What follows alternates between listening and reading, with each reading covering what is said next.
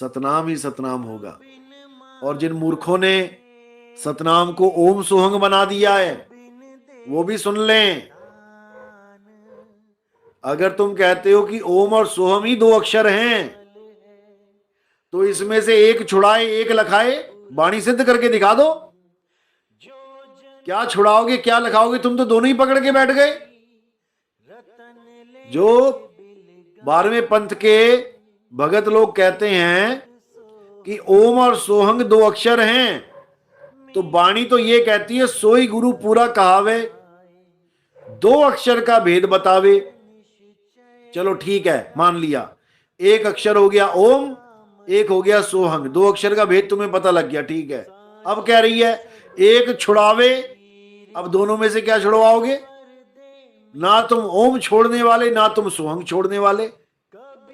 एक छुड़ावे एक लखावे। लखावे का मतलब क्या होता है? जिस दिन पता लग जाएगा ना भूल जाओगे।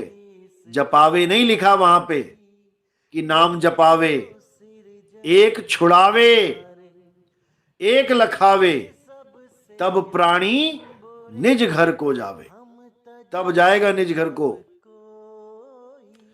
और तुम्हारी एक और खाल खींचने वाली हुई पड़ी है, जो तुम कह रहे हो कि नितिन दास तो खोपड़ी में ध्यान लगवाता है। खोपड़ी में? अरे मूर्खो, नितिन दास खोपड़ी से छुड़वाता है, खोपड़ी में ध्यान नहीं लगवाता। और जो तुम्हारे गुरु लोग कहते हैं कि त्रिकुटी में परमात्मा आएगा मेरा रूप धारण करके, खोपड़ी में घुसा दिया तुम्हें। तुम लोगों को खोपड़ी में घुसा दिया इन गुरुआ लोगों ने, इंगला पिंगला सुषमना में घुसा दिया। खोपड़ी में है वो इंगला पिंगला सुषमना, खुद खोपड़ी में घुसे पड़े हैं। और जो खोपड़ी से छुड़वा रहा है उसको कह रहे खोपड़ी में ध्यान लगवा रहा है। गजब के लोग हैं ये, गजब के। अपने गुरुओं के सत्संग सुनो ध्यान से। 1000 बार बोला उसने कि त्रिकुटी में यहां पर छटनी होगी, यहां पर तुम्हारे माथे के ऊपर लिख के आ जाएगा कि सिलेक्ट है या रिजेक्ट है। कहां पे होगी छटनी? इंगला पिंगला सुषमना में। और कहां पर है वो? खोपड़ी में। तुम हो खोपड़ी वाले। हमारा ज्ञान खोपड़ी क्या, पूरी देही से न्यारा ज्ञान है, शरीरों से परे का ज्ञान है, शरीरों में नहीं लेके जा रहे। कि कोई कहे कि जी इंगला पिंगला सुषमना में परमात्मा रहता है। इंगला पिंगला सुषमना में परमात्मा नहीं रहता, इंगला पिंगला सुषमना में मन रहता है। और तुम्हें मन के ही सहारे छोड़ दिया गया है। मन ही तुम्हारे गुरुओं का रूप बना के धारण करके बैठ जाता है। गीता में सारे रूप दिखा दिए इसी मन के, उसी में से तुम्हारा भी एक गुरु हो गया, उसका भी रूप धारण कर लेगा मन 2 मिनट में। चाहे वो किसी भी पंथ का गुरु क्यों ना हो, ये मन किसी का भी रूप धारण कर सकता है। क्या तुम्हें सपने नहीं आते? क्या तुम्हें सपने आते हैं? जिसका सपना आया उससे जाके पूछो जरा कि क्या तुम कल मेरे सपने में आए थे, मैंने तुम्हें 2 रुपए दिए, 5 रुपए दिए, 10 रुपए दिए, वापस कर दो। मार के भगाएगा तुम्हें।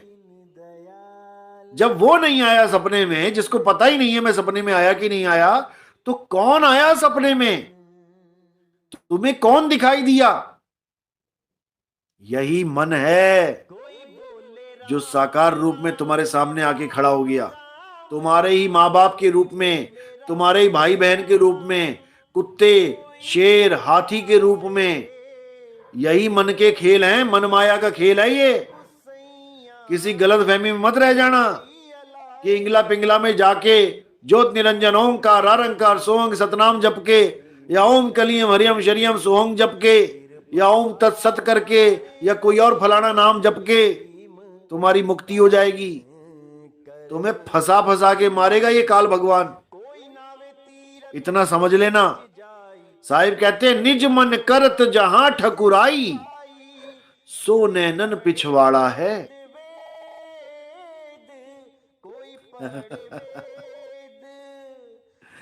तो भाई ये नैनों के जो पीछे बैठा है ना, ये जो तुम सोच रहे हो कि परमात्मा बैठा है मेरा गुरु रूप धारण करके आ जाएगा, तुम्हारा मन बैठा है यहाँ पे और तुम्हारी हालत खराब कर देगा वो।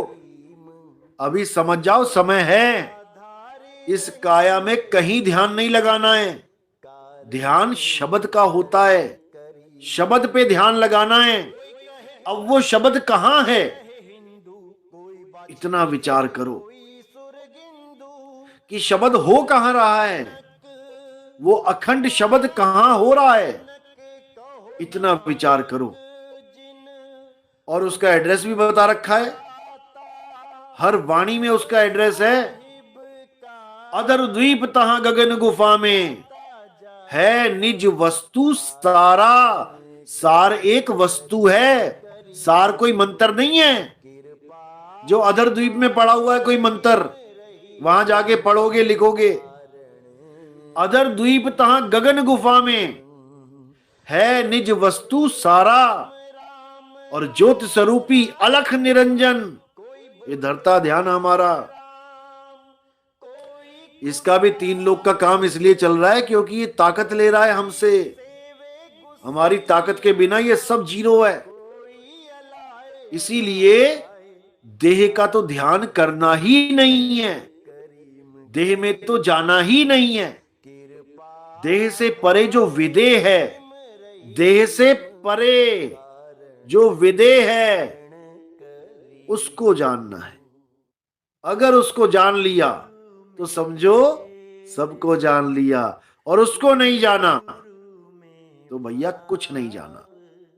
इसीलिए साहिब कह रहे एक साधे सब सधे, सब साधे सब जाए, और माली सींचे मूल को फूल पात गाए।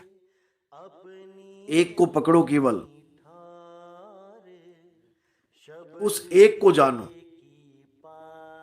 वो एक कहां है उसको पहचानो। नानक साहब क्या समझा रहे हैं, 9 द्वार 9 दर फीके, रस अमृत 10वें चुईजे। अब एड्रेस पकड़ सको तो पकड़ो, नहीं तो तुम्हारे बस की बात नहीं है कि नानक साहब की वाणी को समझ सको, कबीर साहब की वाणी को समझ सको। तुम्हारे बस की बात नहीं है भाई। लोग बने हुए कबीरपंथी साहिब कहते तंत्र मंत्र सब झूठ है, इनमें न भर में कोई, और सार शब्द जाने बिना कागा हंस ना होए। और एक महात्मा चीख रहा है अपने YouTube चैनल पे, कौन सा सार शब्द, कैसा सार शब्द, कोई सार शब्द नहीं होता। अरे कबीर साहब ने जो बोला है वो सारी तो है, सारी वाणियों में सार शब्द ही तो है। बताओ, इतनी भी अकल नहीं है कि अगर कबीर साहब ने ये सारा सार शब्द बोला है तो उसको अबोल क्यों बोलेंगे। क्यों वाणी में बोला कि 33 अरब ज्ञान हम भाखा और सार शब्द हम न्यारे राखा। तो 33 अरब जो ज्ञान बोल दिया, फिर तो यही सार शब्द हो जाना चाहिए था। सार शब्द हम गुप्त ही राखा, ये बोलने की क्या जरूरत थी भाई। इन लोगों का इतना बुरा हाल है, और गुरु बनके केवल लोगों को ठगना और उनके पैसों से बड़े बड़े आश्रम बनाना, बस